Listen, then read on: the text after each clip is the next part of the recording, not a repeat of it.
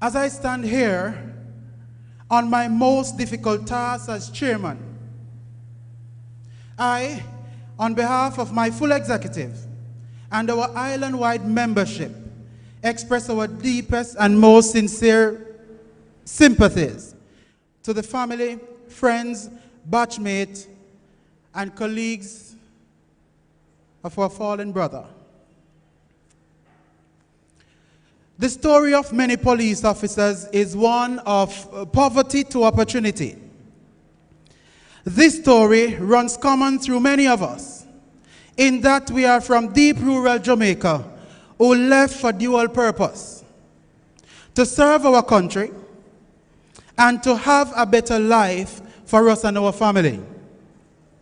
I share that story. From deep rural Manchester, we grew up in a one-bedroom food for the poor house with outside pit latrine, outside kitchen, showered behind old zinc under the elements, to serve a country I love while transitioning history.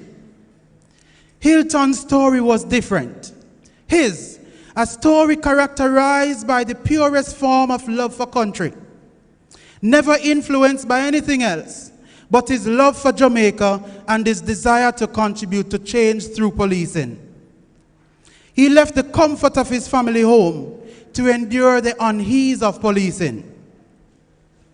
Unease because he joined the police force, which pays an annual salary of $840,000 per year, or a meager $70,000 per month. Unease because he joined to serve and reassure the people of Jamaica who showed disrespect and disregard for the service of police officers. Unease because he served an ungrateful country that cannot appreciate that it is out of love and sheer commitment why anyone could leave the safety of their homes, sleep deprived, and work long hours to make someone else safe. Unease because he worked in poor conditions, he worked in any weather, in present and clear danger, which eventually led to his death. Unease because there are groups within this country that profess to be human rights groups who are not Jamaicans interested in justice, but Jamaicans against the police who are only interested in status and international funding, who have never spoken out against any injustice against the police, but provide a platform for criminals to profess their mendacious accounts.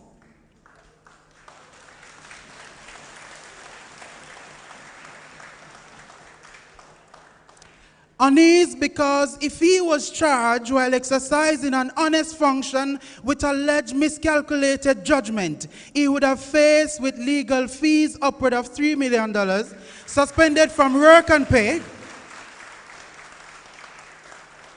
at the risk of losing his house, family, and placed in a position of destitution with no support from government.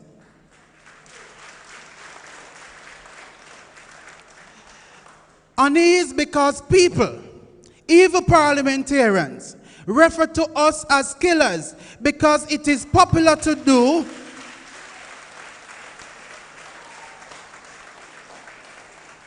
and try to appease supposedly independent commission who is more interested in proving the public perception true rather than showing the evidence that is not.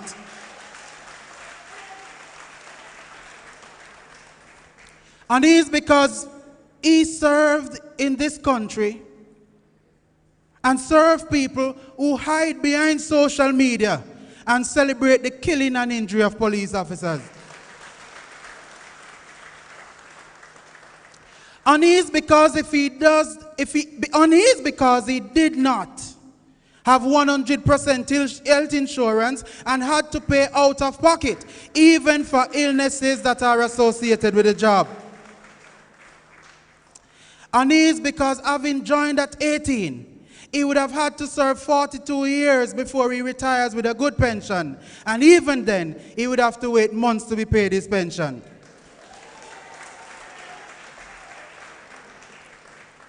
Unease because even in death, the government does not set the tone for celebration of life by leading the morning from Parliament. and declaring a national day of mourning for the Jamaican people to celebrate the life of people who died for this country. Unease because there is nothing tangible to show that pays homage to those who pass for a national cause, for those who died to make Jamaica safer, were killed for being noble and for being their best. Unease because he was the only child for his mother, and if he died, which he did, she would be left broken, knowing very well he died because he chose to serve Jamaica, and Jamaica have very little to give in return.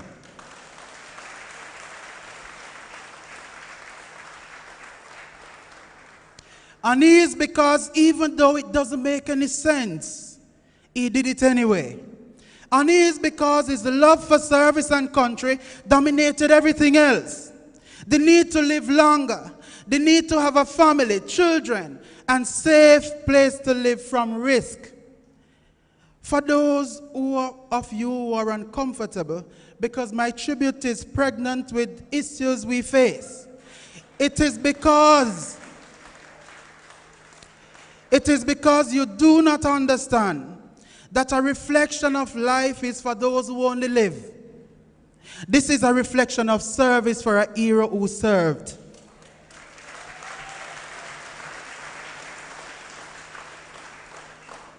The good die young, and Hylton has proven that to be true.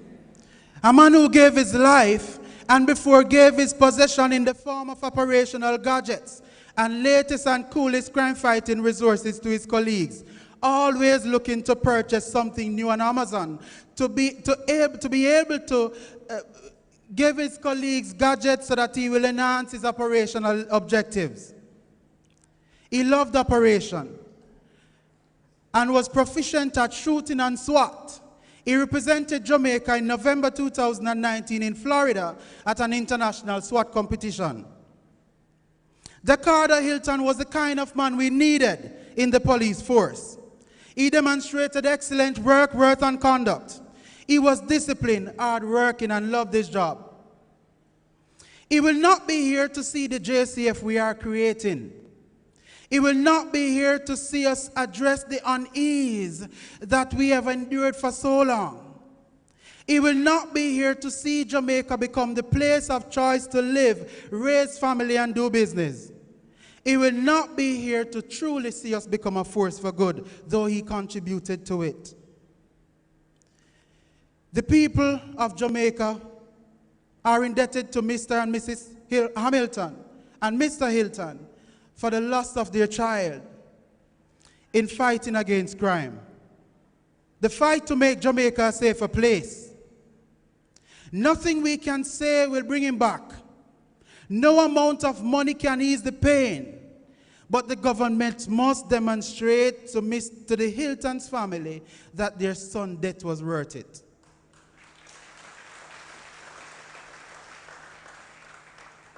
We owe it to the family. We owe it to his memories. We owe it to his service, to preserve his memories, to celebrate his contribution, to never forget him. Minister, all it takes is a political will to do the things that is right, to treat police officers like humans and honor their service. Thank you, Mrs. Hylton, Mrs. Hamilton, Mr. Hamilton, and Mr. Hylton, for allowing Decardo to stand with us, to serve, protect, and reassure the people of Jamaica despite the unease. We will continue to fight for him. We will stand with you always. We will ensure that the entire Jamaica and the world knows the quality man he was. He died, but his memories will live on. Jamaica has lost because of his passing.